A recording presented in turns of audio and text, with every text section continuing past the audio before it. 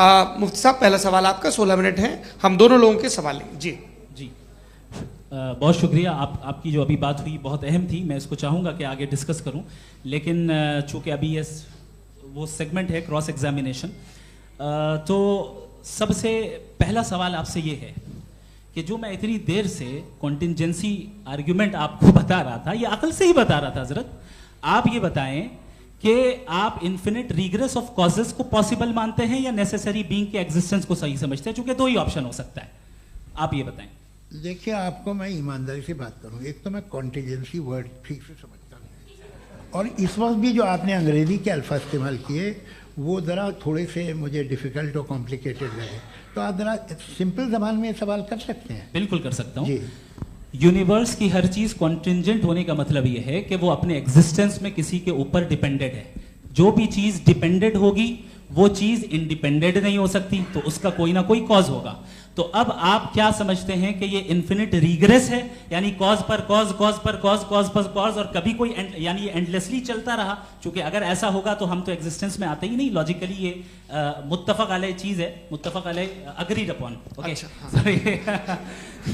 इस पे हमने एग्री किया था कि मुश्किल शब्द आएगा तो अर्थ बताना पड़ेगा। तो इन्फिनिट रिग्रेस तो पॉसिबल नहीं है, तो कहीं ना कहीं आपको रुकना पड़ेगा ऐसे नेसेसरी बीइंग पर। नहीं, कोई जरूरत नहीं रुकने की। किसने कहा आप रुकना पड़ेगा? आप रुकते हैं खुदा पे, आप नहीं रुकते। आप कहते हैं वो हमेशा से, जब उस वक्त से है जब वक्त नहीं था। आप कहाँ रुकते हैं कि अब हुआ था वो? आप नहीं कहते। हम क्यों नहीं मान सकते कि यूनिवर्स जो है और बल्कि मल्टीवर्सेस जो है वो हमेशा से हैं, वो बनती है, बिगड़ती है। एक हमारे यहाँ एक चीज़ है ब्लैक होल, वो समेट लेता है वापस, फिर ब्लास्ट होता है, फिर फैल जाता है। और इसमें हमारी तो खैर कोई औकात ही नहीं है इंसान की। एक छोटे से ज़र्रे पे हम 50-60 साल की उम्र रखते हैं, जो करोड़ों अरबों साल की कायनात है उसमें, और पैदा भी नहायत ही बेहुदा वजह से हुए थे। तो इसमें ये सोचना कि इसकी वजूहात और ये क्यों है, ये डिपेंडेंट है, ये हम देख रहे हैं, क्या मालूम। आप सोचिए कि ये जो फैल रही है कायनात, ये कहाँ फैल रही है, ये कहाँ जा रही है, और ये फैल क्यों रही है? अरे बना ली थी तुमने, रुको भैया, हाँ काफ़ी है। ये फैल क्यों रही है? ये और कौन सी कायनात जिसे मैं दूरबीन से देखता हूँ तो 2 बिलियन लाइट ईयर पे है, उससे मेरा कोई वास्ता ही नहीं है। 2 बिलियन ईयर यानी अगर मैं 80,000 माइल्स पर सेकेंड से चलूं तो 20 करोड़ साल में वहां पहुंच जाऊंगा। इसकी जरूरत क्या थी? ये दुनिया, ये कायनात तो इंसान अशरफुल मखलूकात के लिए बनाई गई ना। तो ये सब ये टर्म समझ में नहीं आया,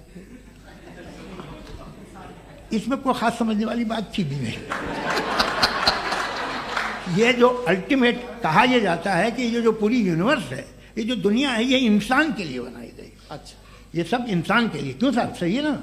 बिल्कुल, लेकिन इसका ये मतलब नहीं कि किसी चीज के पीछे रीजन आपको नहीं पता तो रीजन नहीं है, इसे कहते हैं नहीं, मुझे नहीं पता, लेकिन मेरी जिम्मेदारी नहीं है। वो बिल्कुल सही कहा था उसने, बर्टन रसल ने। आपने उसे मजाक में टाल दिया कि भाई आप एक दावा कर रहे हैं, मैं क्यों कहूं कि ये गलत है दावा? आप प्रूफ कीजिए, मेरे पे जिम्मेदारी ही नहीं है, मैंने थोड़ी कहा है। आप प्रूफ कीजिए कि ये सही है। आप आर्ग्यूमेंट ऑफ कंटिंजेंसी का जवाब ही नहीं दे रहे हैं। पूछना चाहेंगे? आप सवाल पूछना चाहेंगे मुफ्ती साहब से? क्योंकि ये क्रॉस एग्जामिनेशन का दौर है। आप जैसे पहले बोल रहे थे फेथ को लेकर कुछ, मैं ये पूछना चाहूँगा कि खुदा ने जो भी रेवल्यूशन किए हैं, एक मज़हब के नहीं बहुत से मज़हबों में किए हैं, अलग अलग रेवल्यूशन है। कहीं कुछ एक बातें हैं, कॉन्ट्रडिक्शन भी है आपस में, कहीं कुछ आप कर सकते हैं, कहीं कुछ नहीं कर सकते। ऐसा नहीं है कि सबकी कोड ऑफ मॉरल एक है। तो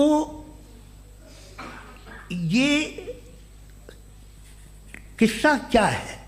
अब आप ये देखिए कि मुझे कभी कभी लगता है कि जो फुटबॉल फाइनल होता है, लाखों लोग होते हैं, फिर वो टीवी कवर कर करोड़ों लोग, अगर उसमें खुदा की एक बूमिंग आवाज़ आ जाती, मैं गॉड हूँ, तो सारे लोग अभी सुन लेते और टीवी पे भी सुन लेते, किस्सा खत्म होता। ये इतनी राजदारी क्या है कि तुम सामने कुछ तो सबूत दे दो हमें सॉलिड। ये कह साहब ये यूनिवर्स कैसे बनी, इससे मसला क्या हल होगा? मैं पूछूंगा आपसे खुदा कैसे बना? क्यों नहीं पूछूंगा कैसे बना? बल्कि वो तो कायनात से कहीं ज़्यादा इंटेलिजेंट है, कायनात से कहीं ज़्यादा कॉम्प्लेक्स। जी वो हमेशा से है, आप कहेंगे मैं मान लूँगा। अच्छा दोयम, वो कादिर मुतलक, यानी कादिर मुतलक का मतलब ओमनीपोटेंट, वो जो चाहे कर सकता है। आपको नौकरी दिलवा सकता है, आपकी अच्छी जगह शादी करवा सकता है, आपके पड़ोसी का मुकदमा हरवा सकता है, आपको जिता सकता है, सब काम करता है। थोड़ा सा माइक क्लोज जी। वो इस दुनिया को चला कैसे रहा है, ये दुनिया कैसे चल रही है, आपको इस पर हैरत नहीं होती? या क़यामत के बाद कभी एक जस्टिस होगा, जब ये बच्चा मर चुका होगा जिसकी धज्जियाँ उड़ गई बम से, इसको इंसाफ मिलेगा तब। अच्छा, अब जवाब दूं?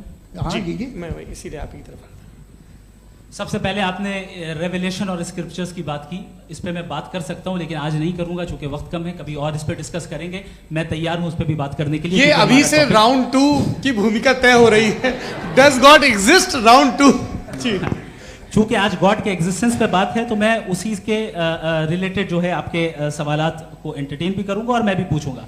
आपने कहा कि आपने साबित ही नहीं किया, जबकि आर्ग्यूमेंट ऑफ कॉन्टिजेंसी बुनियादी आर्ग्यूमेंट है। आप मुझे कॉन्टिजेंसी का मतलब बताइए, आपका मतलब क्या है कॉन्टिजेंसी? कॉन्टिजेंसी का मतलब यह हुआ कि हर वो वजूद जो किसी भी चीज का पाबंद है, हर वो वजूद या हर वो चीज जो अपने एग्जिस्टेंस में किसी भी चीज के पाबंद है और उससे बाउंड है, उसको उसकी जरूरत है, उस पर डिपेंड करती है, तो जाहिर सी बात है कि उसका कोई ना कोई कॉज होता है। ये तो अक्ल की बात है, ये आप रीजनिंग की बात करते हैं, मैं वही कर रहा हूं। दूसरी चीज आपने ये बात कही कि इतने बिलियन लाइट ईयर्स दूर है, उसका मेरा क्या लेना देना। फिर मेरे ख्याल से आपको ये नहीं कहना चाहिए I think therefore I am an atheist. आपको सोचना चाहिए, सिर्फ आप एक लिमिटेड दायरे में रहकर नहीं सोचें बल्कि बाहर निकलकर सोचें। आपने तीसरा सवाल किया, आपने 2-3 सवाल एक साथ किए। ऐसी बातें ना कीजिए, कुछ लोगों को इतराज हो जाएगा आप पे कि आप कुछ भी सोचिए, ये इजाजत आपको है नहीं, मुझे है।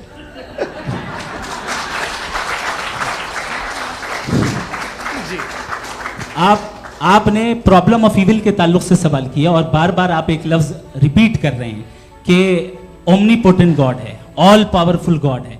यही तो दरअसल समझना है कि गॉड का कॉन्सेप्ट क्या है। प्रॉब्लम ऑफ इविल जो है, प्रॉब्लम ऑफ इविल दर हकीकत 2 असम्पशंस पर कायम है। अगर आप इन 2 असम्पशंस को समझ जाएं तो ये प्रॉब्लम नहीं रहेगी, आर्ग्यूमेंट आपको समझ में आ जाएगी कि ये कोलैप्स कर जाता है। पॉइंट नंबर 1, यानी जो आपका सबसे पहला फॉल्स असम्पशन है कि गॉड मर्सीफुल है, ओमनीपोटेंट है, दुनिया में जुल्म हो रहा है। लेकिन आपको ये समझना चाहिए कि हमारे वर्ल्ड व्यू के मुताबिक गॉड सिर्फ ओमनीपोटेंट और सिर्फ मर्सीफुल नहीं है, बल्कि वो ऑल वाइज भी है और वो ऑल नोइंग भी है। उसके हर काम के पीछे हिकमत और विजडम है। ये कोई जरूरी नहीं है कि वो हिकमत और विजडम आपको समझ में आए या मुझे समझ में आए। अगर आप जो समझ रहे हैं उसके मुताबिक आप फैसला कर रहे हैं, ये लिमिटेड पर्सपेक्टिव से आर्ग्यूमेंट है। और इस चीज को हम अपनी दुनिया में, अपने लाइफ में, डेली लाइफ में इस प्रिंसिपल को एक्सेप्ट करते हैं। हम जब किसी डॉक्टर के पास जाते हैं, डॉक्टर के पास जाकर वो अगर उसने हमें कोई दवाई दी है तो हम ये तो नहीं कहते कि जब तक आपके पास जितना नॉलेज और जितना विजडम नहीं है, आपने क्यों ये दवाई दी है, तब तक हम इस चीज को एक्सेप्ट नहीं करेंगे।